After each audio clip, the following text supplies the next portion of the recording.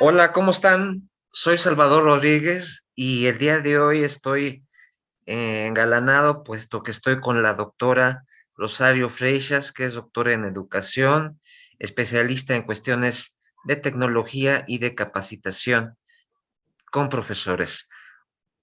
Hola Rosario, ¿cómo estás? Muchas gracias por permitirme pues esta charla. Salvador, muchas gracias por la invitación. Muy contenta de conversar contigo el día de hoy. Gracias, Rosario.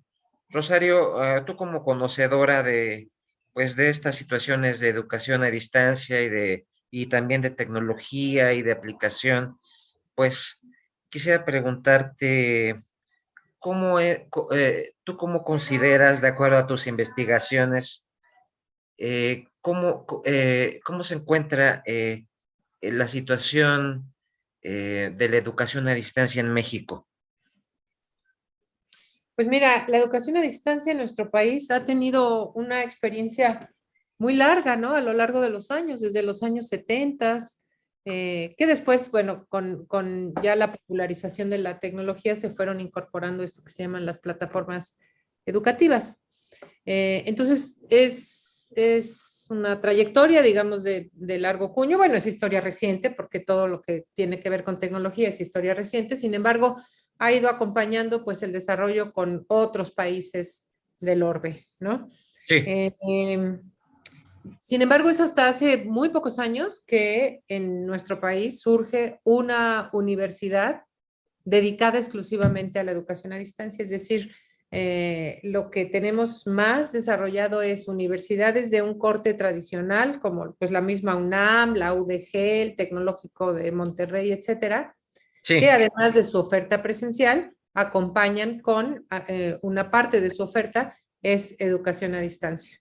Hasta hace poco surgió la primera universidad pública, la Universidad Nacional de Educación a Distancia, pero no recuerdo en qué año, pero pues en realidad es muy reciente.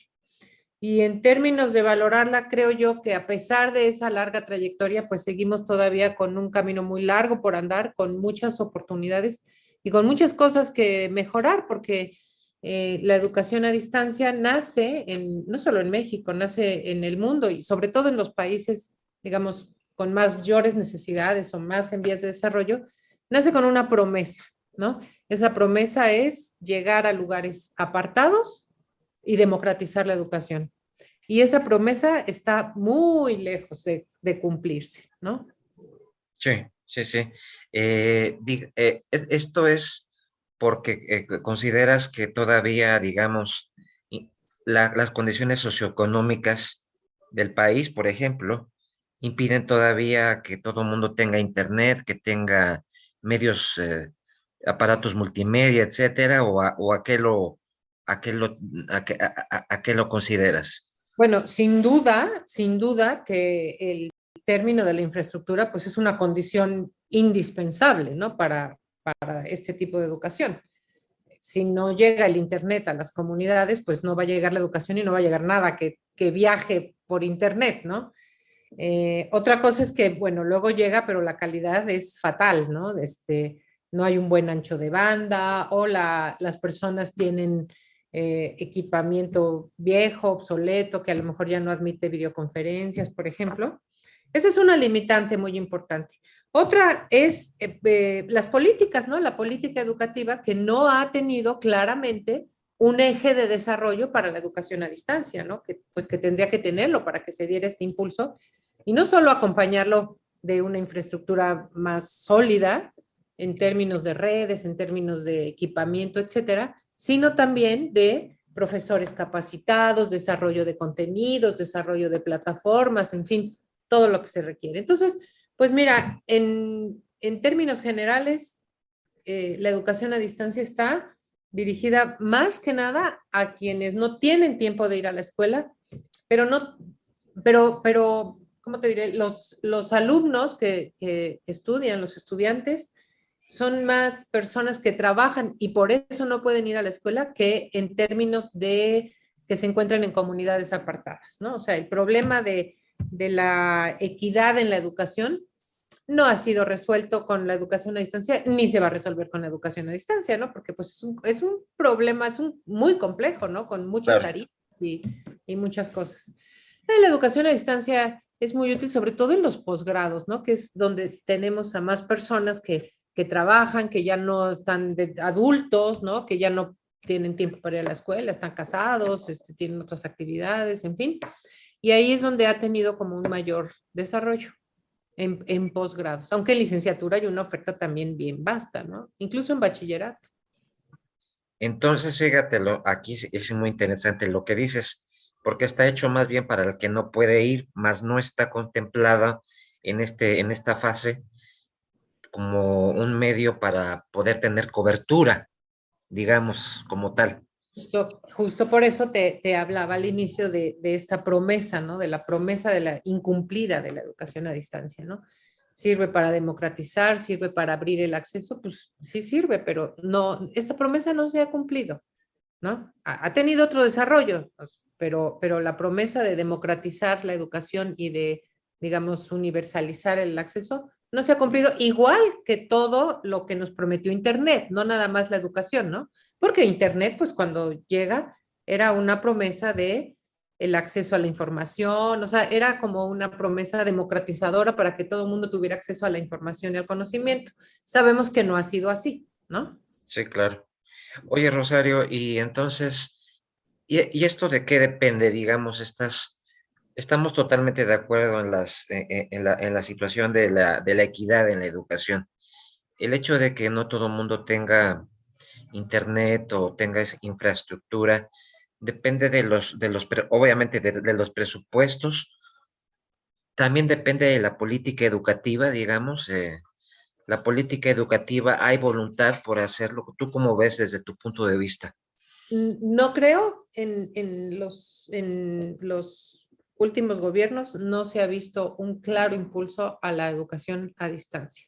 No lo creo, pero sin duda, pues claro, es un tema de recursos, ¿no? O sea, un país pobre, pues no tiene un acceso universal a Internet, aunque ha ido creciendo mucho y hay que reconocerlo también, ¿no? O sea, hemos avanzado y cada vez más gente hace uso de Internet, pero no es un acceso universal, por un lado, y por otro lado, lo que te decía, ¿no? La calidad de la señal que se recibe, porque si es muy mala, pues es como prácticamente no tenerla, aunque impacten las cifras de que cada vez son más las gentes que tienen acceso, ¿no? Entonces, tiene que ver con recursos, tiene que ver con políticas, no solo con política educativa, porque aquí lo que tendría que haber es una confluencia de los distintos órganos y áreas de gobierno, donde estuviera incluido, por supuesto, también comunicaciones, ¿no? O sea, no es un tema únicamente de la educación, o sea, el problema del acceso universal a Internet, pues es un problema muy grande, ¿no? Y que implica muchos recursos y que implica, pues, desde que la agenda política lo marque y que después esa agenda política, pues, se traduzca en presupuesto, porque cuando queda nada más en la agenda, pues es como si no estuviera, ¿no?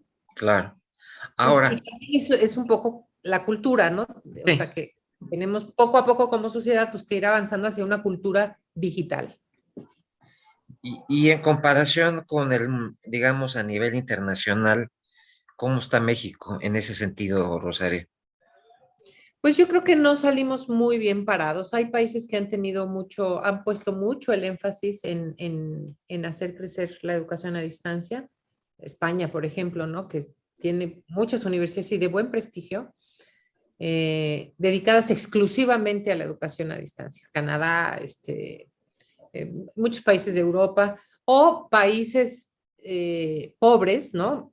Eh, a países en algunos del continente africano, en fin, que ponen énfasis también en hacerlo con otros fines, porque ahí sí, pues lo que necesitan es el acceso. Pero yo creo que México no quedaría muy bien parado si nos pusiéramos a hacer un ranking que lo desconozco, ¿eh? No lo he estudiado.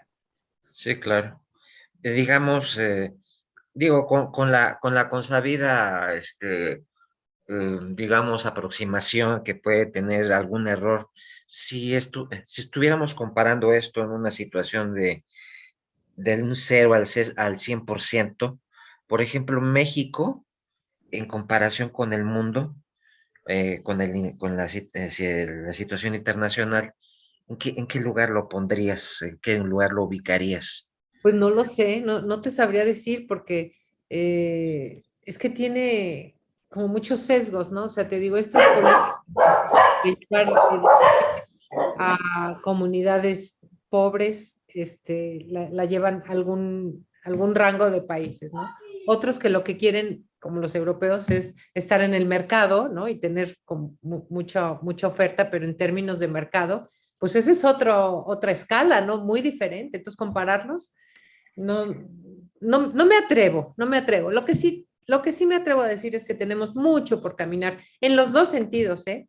En términos de equidad educativa y en términos también de tener una oferta competitiva, ¿no? Que en el mercado pueda jalarnos gente, no solo de nuestro país, ¿no? Sino de todo el mundo. O sea, tú ves una universidad española donde hay alumnos de todo Latino, Iberoamérica, ¿no?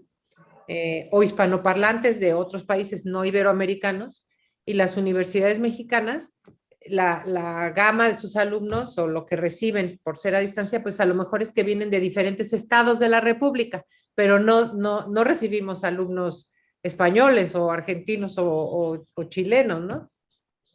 Claro, claro. Ahora, Rosario, tú hablabas al principio de que, bueno, pues esto de la educación a distancia también depende mucho de la capacitación de los profesores, ¿no? Qué tan capacitados estén en este rubro. Y la pregunta es esa, tú desde tu experiencia, qué tan capacitados ves a los profesores en México respecto al uso de estas, pues ya aterrizando en el rubro de las tecnologías, ¿verdad? Pues mira, en el rubro de las tecnologías que no necesariamente es educación a distancia, ¿no? Porque pues tú puedes usar tecnología para tu aula presencial, pero me parece que esto se vio, o sea, tuvimos la radiografía completa con el confinamiento por COVID, ¿no? Ahí nos dimos cuenta de que estábamos en la calle, ¿no? Literalmente.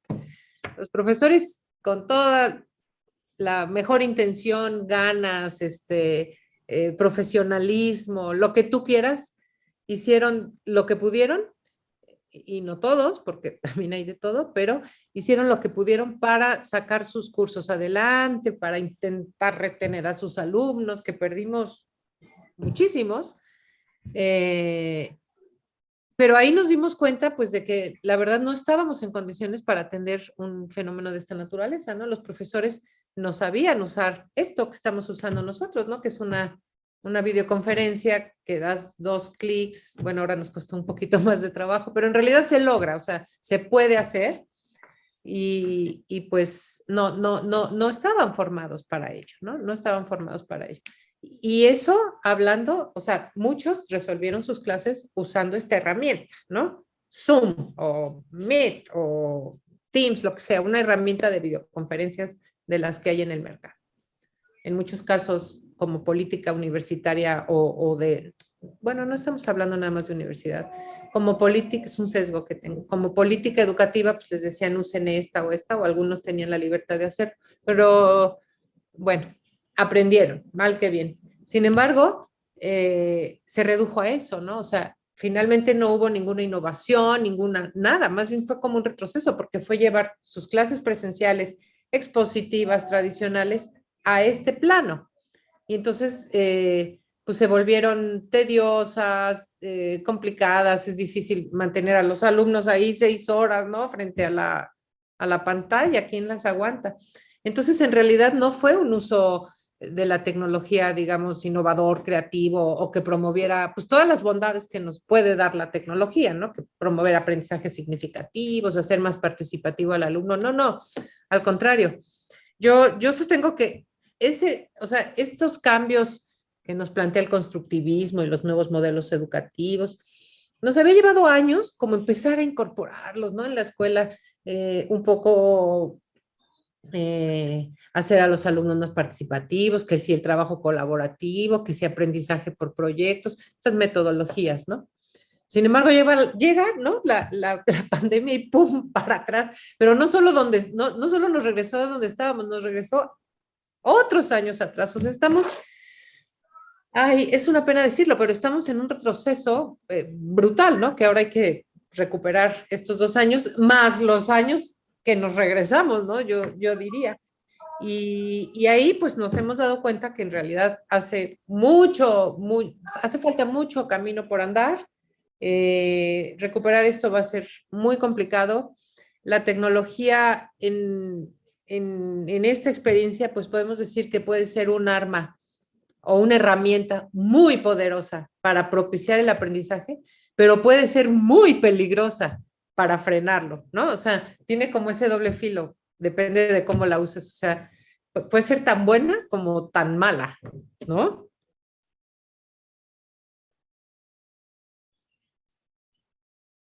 Tu micrófono. Ya. ¿Tú considerarías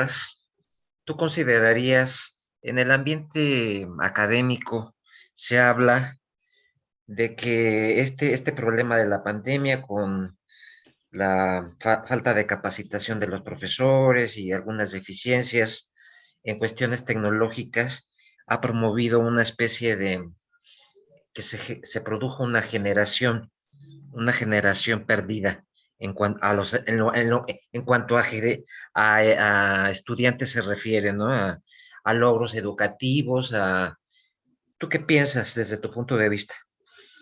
Híjole, primero, que sí, lo he escuchado, pero primero tendríamos que quitarnos ese término de generación perdida, ¿no? O sea, tú imagínate estos chicos que ahora van en quinto, sexto de primaria, dentro de unos años que se quieran incorporar al mercado laboral y los etiqueten y les digan, soy de la generación perdida, ¿no? Pues, o sea, ya es como ponerles un estigma, ¿no? El cerebro humano, los niños, los jóvenes, tienen una capacidad de recuperación que podría no ser ninguna generación perdida, ¿no? O sea, hay casos donde chicos que se tienen que ausentar por enfermedad, por viajes, regresan y recuperan en 6 meses lo de 2 años, ¿no? O sea, la verdad es que el aprendizaje, la capacidad de aprendizaje de los estudiantes, pues es brutal, ¿no?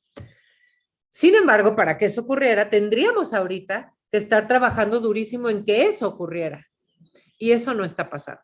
O sea, hemos vuelto a una normalidad, mal llamada normalidad, porque para mí no es normal que estén malas cosas, no es normal que los estudiantes tengan un rezago, no tendría que ser, es normal en tanto que está normalizado, ¿no? Todos están iguales, pero no deberíamos considerarla normal. Yo creo que la emergencia sanitaria debería de seguir todavía en términos de cómo nos vamos a recuperar. Se inventó un término mal llamado la nueva normalidad, ¿no? Ahora, que no tiene nada de nueva ni de normalidad, o sea, hemos regresado a lo mismo, pero con el retraso que nos implicó, lo cual quiere decir que hemos regresado a peor que como cuando nos quedamos a inicios del 2020. Pues es fatal, ¿no? Es un problema realmente serio y yo no he visto la política educativa o las acciones, no solo gubernamentales, sino a nivel escuela, a nivel aula, desde el nivel aula, escuela, organización, localidad, hasta llegar a gobierno federal. En ninguno de estos ámbitos he visto las acciones necesarias para ver cómo nos vamos a regresar. Y tuvimos 2 años para planear, ¿no? Claro, Perdidos. 2 años que ya se fueron. O sea, el tiempo se va y se va, ¿no? Lo sabemos. Tristemente, nos claro. aprendiendo cada día, pero no veo pues yo acciones en términos de cómo vamos a recuperar esto. Hemos vuelto a donde estábamos, como si no hubiera pasado nada. Sí. Ahora, por ejemplo, Rosario, eh, conse- me gustaría, te quisiera preguntar un poco, cambiando un poco el rubro de lo que estamos hablando.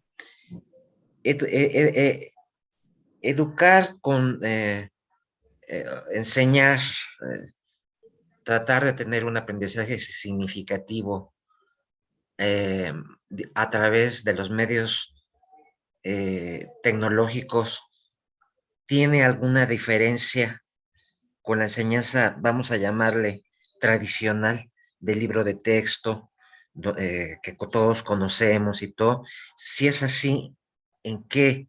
en qué es diferente? ¿Tú qué nos dirías al respecto?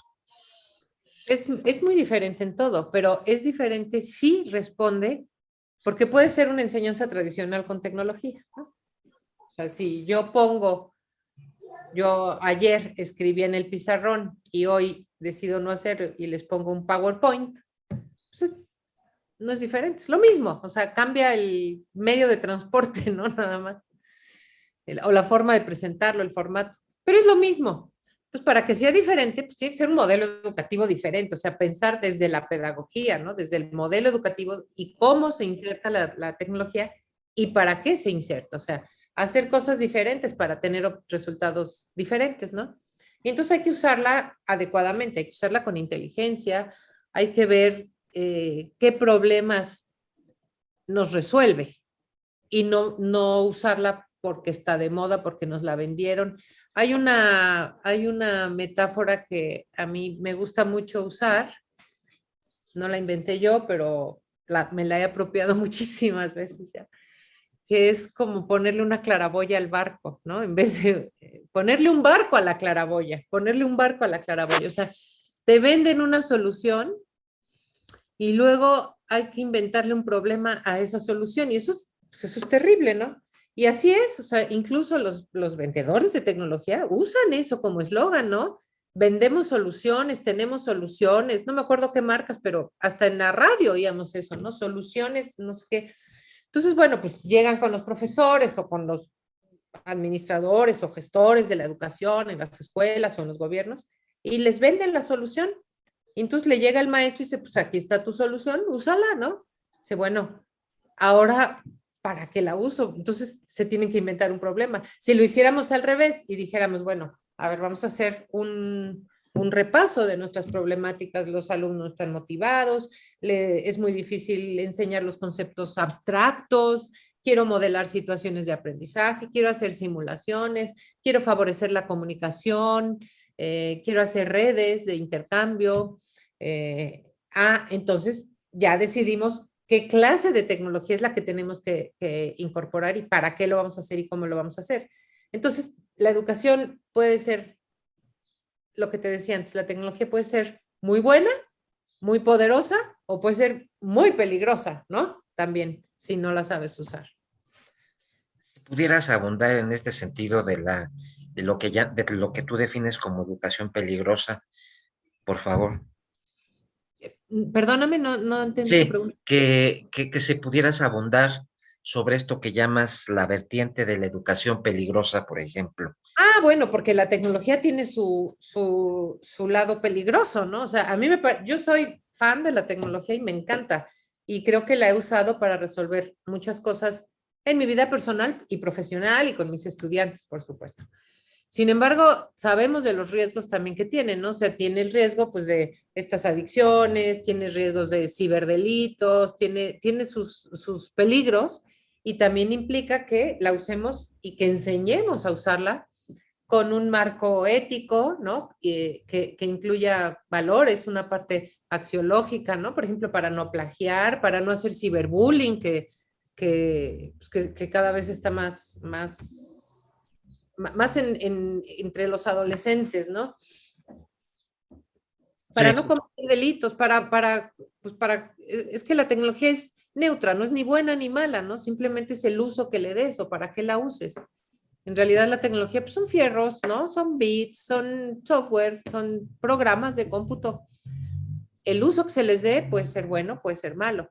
Pero claro. entonces todo uso que hagamos debe de ir acompañada o debemos de fomentar dos competencias fundamentales que están muy definidas. Voy a regresar a España, perdón, pero lo tengo cercano porque trabajo con ellos, que tienen un marco de competencias educativas para el uso de la tecnología y tienen claramente diferenciada la competencia ética, ¿no? Del uso ético de la tecnología y también la competencia del uso seguro, ¿no? Que son dos cosas diferentes, pero que van como caminando juntas. Sí, claro. Es algo que también tendríamos que pensar, no es una cosa menor, ¿no? Claro, porque generalmente se critica mucho o se habla mucho en cuestiones tecnológicas de que pueden favorecer la deshumanización pues valga la redundancia, del ser humano. ¿Tú crees eso? ¿Tú, tú, tú, tú crees Insisto, que sí que, puede? claro que sí. O sea, insisto, la tecnología es neutra. ¿Cómo la usamos?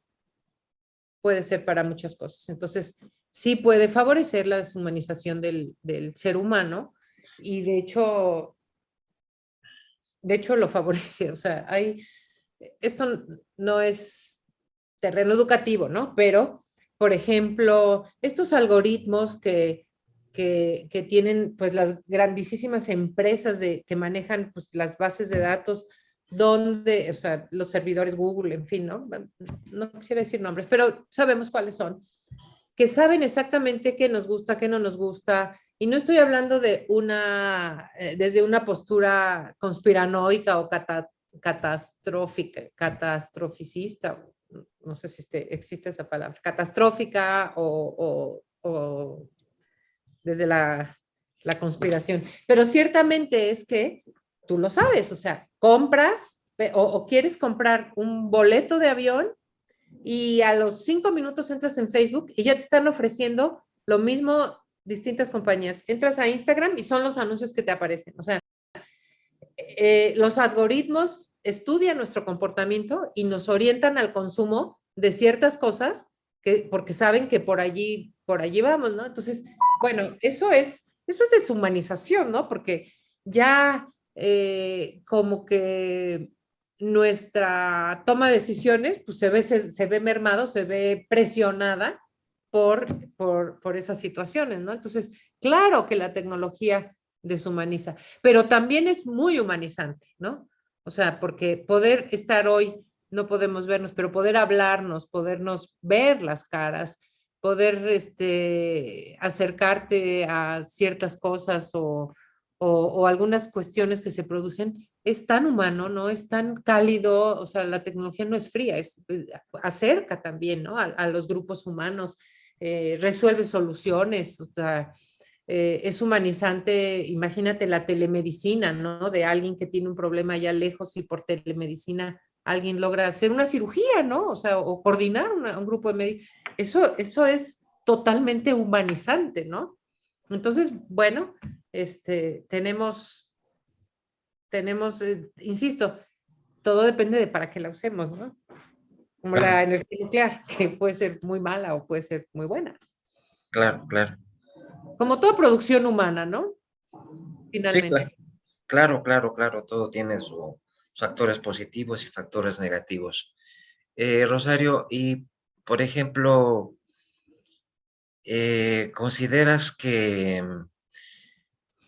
regresando un poco medio al principio, ¿consideras que en México se explota, se explota o se utiliza, de acuerdo a tu pues muy vasta experiencia, la situación de el recurso digital en la cuestión de la educación, en la transmisión del conocimiento?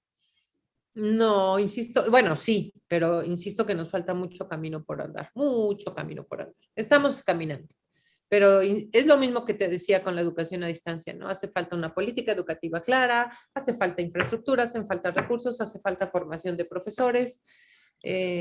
Hay muchas cosas que hacer, es un terreno bien vasto en el que tenemos que seguir trabajando y caminando. Y como dices ahorita, bien importante esto de pues la capacitación, ¿no? Que bueno, todavía es un área de oportunidad en muchos de nuestros ámbitos en el país, en muchas áreas. Eh, ¿Tú qué propondrías? ¿Cómo capacitar a los maestros? O sea, en esto me refiero más que todo a, pues, a la SEP, por ejemplo, que es el Sistema Educativo Nacional. ¿Cómo crees? ¿Cómo te imaginas así? De manera, digo, no vamos a desarrollar aquí una propuesta, pero ¿cómo te imaginas? ¿Cómo te imaginas que se debe capacitar al maestro de primaria, de secundaria, de bachillerato en estas habilidades digitales? Mira, los gobiernos federal, estatal, los gobiernos locales, las instituciones internacionales, ¿no? UNESCO, UNICEF, estos organismos, las empresas multinacionales, Microsoft, Intel, las nacionales, ¿no? Comerciales, en fin, todo mundo ha puesto un punto central la formación docente y se ha invertido carretadas de dinero en ello, ¿no? O sea, de recursos, de tiempo, de dinero, por supuesto, a lo largo de los años. Y sin embargo, seguimos en las mismas, o sea, seguimos con este postulado, esta premisa que tú dices, ¿no? Es que hay que capacitar a los maestros. Bueno, es que es como el cuento de nunca acabar, ¿no? Es como Sísifo, que su castigo es subir la piedra hasta la punta de la montaña y cuando llegaba, ¿te acuerdas, no? Del mito de Sísifo, va para abajo. Bueno, tú eres historiador, seguro sabes más que yo, pero me gusta mucho eso de Sísifo porque a mí me gusta comparar, es una visión muy pesimista, pero es un poco lo que pasa en educación, ¿no? Que vas cargando la piedra, llegas a la cima y tu condena es regresar y al día siguiente volver a pasar. Y esto pasa con la formación de los profesores. Yo creo que el enfoque es incorrecto, o sea, lo que está referido en la literatura y se ha estudiado es que la capacitación desde un punto de vista, eh, digamos, técnico o instrumentalista, no sirve, o sirve un poco y después ya no se aplica en el aula. O sea, en primera, tomas un curso de capacitación y a las 48 horas solo tienes el 40% de retención de todo lo que te dijeron, ¿no? Pero de ahí a que lo apliques al aula todavía hay un trecho gigante, ¿no? Que habría que salvar. Son muy pocos los profesores que llegan y aplican y después se les olvida. Y es que lo que yo creo, y eso fue mi tesis doctoral, lo que yo creo es que, y no solo lo creo, bueno, lo que yo he estudiado y lo comprobé, y además hay mucha literatura en este sentido, es que el enfoque, o sea, nosotros hacemos la capacitación desde fuera, suponiendo lo que el profesor debe saber y no sabe. Esto quiere decir, los programas de formación docente parten del déficit, ¿no? Del déficit que tienen los maestros, pero nunca parten de lo que sí sabe. Es decir, no consideran que el profesor sabe un montón de cosas, pues es el que está en el aula, conoce a sus alumnos, conoce sus problemas, los vive, los resuelve mal o bien, pero pues es la que... Eso se ignora, ¿eh? O sea, llega alguien, da un curso, les dice lo que deben saber, pero nunca escucha lo que sí saben y a qué se enfrentan y cómo lo resuelven. Entonces, yo creo que nunca va a funcionar la formación docente, y esto te lo digo así radicalmente, si no parte de los saberes del profesor. El profesor tiene muchos saberes tácitos que a lo mejor él ni siquiera sabe que sabe, pero hay que ayudarle a explicitarlos, hay que ayudarle a entender su problemática, a expresarla primero, a ordenarla, ¿no? A expresarla y hacer un plan y comprometerse para resolverla. En ese plan, pues va la tecnología metida, pero no es un curso de cómo usar Zoom, cómo usar PowerPoint, o sea, no son cursos instrumentalistas. Cuando el profesor, y lo hemos visto en diplomados que hemos hecho, cuando el profesor parte de sus problemas, de su historia de vida y su relación con la computadora, porque tú puedes odiarla, te puede generar estrés, puedes amarla, todo eso lo vas a ir a plasmar al aula. Pues finalmente vamos y reflejamos lo que somos, ¿no? No lo dejamos en casa. Entonces, si partimos de eso y el profesor pudiera trazar su propio plan para resolver sus problemas y qué tecnología quiere usar para resolver qué cosa, funciona mejor. Ahora, qué bueno, ya les di la receta. El problema es que son 1 millón de profesores, o sea, eso no sé cómo, eso ni me lo preguntes, ¿no? Porque el tema de ya hacerlo masivo, pues ahí sí implicaría pues sentarse con muchos especialistas y no sé qué tipo de decisiones tomar ni cuántos recursos invertirle, ¿no? Eso sí, no sé.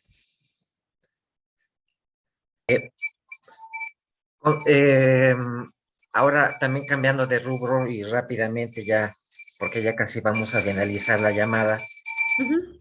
es, ¿qué opinas tú como conocedora en cuestiones educativas, en cuestiones tecnológicas, etcétera?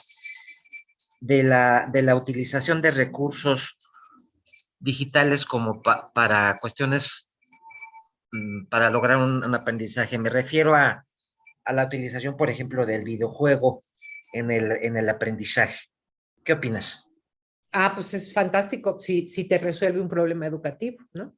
Los videojuegos, que es lo que ahora le llaman la gamificación, es un nombre extraño, pero así lo tradujeron al español. Es eso, ¿no? Se aprender a través de juegos. No son videojuegos o sea, son juegos hechos pensados en resolver un problema educativo, ¿no? Juegos educativos, eh, retos, ganar puntos, tener insignias, lograr metas, ¿no? Ir avanzando en una especie de rally. No sé, hay muchos tipos. O juegos que son como simuladores, ¿no? O sea, lanzar un cohete al espacio o jugar billar para aprender los vectores y las fuerzas y todo esto de física, ¿no? O sea, puede haber infinidad de juegos y aprender juegos serios, también les llaman serious games, y pues me parece fantástico. Ahora, tienen un costo, ¿no? Su producción, porque hay muchos profesores que hacen sus propios juegos porque hay herramientas para hacerlos, ¿no? Los que le llaman el breakout, etcétera. Y bueno, salen, pero en realidad son juegos que yo no sé si a los alumnos les apasione, porque tenemos en el mercado unas cosas fantásticas, ¿no? Muy bien hechas. Entonces, bueno, hacer juegos muy bien hechos, pues implicaría que sean muy costosos, ¿no? Claro, Entonces, es un tema también de recursos. Ahora, tú puedes jugar con tecnología haciendo cosas sencillas, ideando cosas creativas, sin necesariamente tener que hacer una programación de un juego, ¿no? claro, claro, claro. Y ya por último, Rosa, la última pregunta es, ¿qué pasa, o qué crees que debe suceder cuando, por ejemplo, no sé, en los planes y programas de estudio, de pronto se plantea la utilización de recursos tecnológicos, etcétera, y resulta que te das cuenta, como platicábamos y decías muy bien al principio de la plática, pues México es un país muy diverso, es un mosaico cultural. Tenemos lugares, ¿verdad? Como el norte, lugares con mucho poder económico, y tenemos lugares que están con mucha pobreza y mucha miseria, como el caso de Veracruz, como el caso de Chiapas, etcétera. Y en los planes y programas le plantean al profesor, obviamente en el libro de texto, el hecho de, por ejemplo, no sé, a ver, vaya usted a internet, vaya o cómprese en el Blu-ray, o vamos a hacer, o en esta situación tecnológica, se las plantean como actividades cuando en el aula, por ejemplo, pues no los hay, o sea, desgraciadamente, pues son zonas rurales, o son zonas que carecen, digo, de poder económico, ¿no? ¿Qué hacer? ¿Cómo crees? ¿Cómo hacerles entender? ¿Cómo comunicar en este caso, por ejemplo, a la SEP, o bueno, que es más el sistema educativo nacional, que no podemos homogeneizar la educación, que la educación, pues para algunos sí tienen los recursos para poder utilizar todo esto que hemos venido hablando y que es padrísimo y me ayuda mucho? ¿Y cómo hacer cuando el profesor está en un lugar en Chiapas, por ejemplo, se me ocurre, o en una sierra, y está en una escuela de lámina, que no hay luz, que no hay esto, y el libro de texto le plantea y le dice, no, pues usted plantee, haga usted esta cuestión de multimedia, y el libro, pues, se lo pone al profesor y se lo pone al alumno. ¿Qué hacer en ese sentido, Rosario? Mira, híjole, es complejo porque por un lado está el problema que tú me dices, pero hay otro que es que son muy efímeros los recursos de Internet, ¿no? Porque yo he visto que dice, consulte la página www, no sé qué, ya no existe cuando el alumno entra, ¿no? O sea, de aquí a que se imprime el libro llega y ya se usa el ciclo escolar siguiente, esa página ya no existe porque pues es dinámico, ¿no? Claro, O los que traían los CDs, pues ¿quién usa CDs hoy, no? Bueno, todavía por ahí, pero Blu-ray decías, pues ya, o sea, en realidad ya todo está en la nube y no sé. Sin embargo, tampoco puedes dejar de lado si es, bueno, tenemos un currículum único, no diferenciado para todo el país. Ese es otro tema. Pero bueno, partiendo de eso, tampoco puedes dejar de lado que quienes sí tienen acceso no puedan tener esa información. Pero yo creo que había maneras de resolverlo. Por ejemplo, con una separata, ¿no? Y entonces el maestro que no tiene internet, pues usa la separata actividades sin tecnología y los que sí tienen, pues usan las actividades con tecnología, ¿no? Se me ocurre. A lo mejor tú sabes de eso y yo no, porque yo de libros de texto sé muy poco, pero a lo mejor sería más cara su producción porque habría que hacer aparte las separatitas, pero a lo mejor no, porque lo pones como un anexo al final, o sea, habría formas, ¿no? Y dar como las dos opciones pero nada más teniendo mucho cuidado y con mucha inteligencia quien diseñe el libro y el autor, que ambas te conduzcan al mismo aprendizaje, porque no puedes estar proponiendo cosas para que unos aprendan más y otros aprendan poquito, porque son los que están bien amolados, ¿no? Eso sería incluso plantear todavía agrandar más esas brechas. Se me claro. ocurre, ¿eh? Pero esto te lo digo así, pues de bote pronto, porque no es algo que yo haya reflexionado. Pues doctora Rosario Freixas, te agradezco muchísimo pues la gentileza de poder platicar para este canal y con un servidor y mostrarnos un poquito de tu vasta experiencia y conocimiento en todo esto que es, pues por un lado la educación a distancia y por otro lado lo que es la situación tecnológica. Es verdaderamente un placer pues charlar contigo y esperemos pronto poder charlar sobre algún otro tema, porque desgraciadamente se nos va el tiempo, pero ojalá que pronto podamos platicar sobre otro aspecto que sea reflexivo sobre la cuestión tecnológica, sobre la educación tecnológica, sobre los ámbitos tecnológicos en este país. Muchas gracias por tu tiempo y pues si alguien quisiera comunicarse contigo, no sé, tus redes sociales. Mi nombre, Rosario Freixas, Freixas. Rosario Freixas. Así estoy en Facebook, Twitter, Muy Instagram. bien, muy Ujú. bien. Pues Y, esperemos que y, que se comunique contigo y que podamos seguir pues debatiendo sobre esos temas tan sabrosos que es la cuestión educativa. Muchas gracias. ha sido una delicia, mi querido Salvador, estar aquí platicando un ratito, más bien hablando porque no hubo oportunidad de también escucharte a ti, pero ojalá lo repitamos y también ojalá pudiera ser con un cafecito presencial, Claro que sí, para Rosario. después compartir con todo mundo. Muchas gracias, me quedo muy contenta, muy agradecida y Gracias a ti. hasta la próxima. Hasta la próxima, Rosario. Que estés muy bien.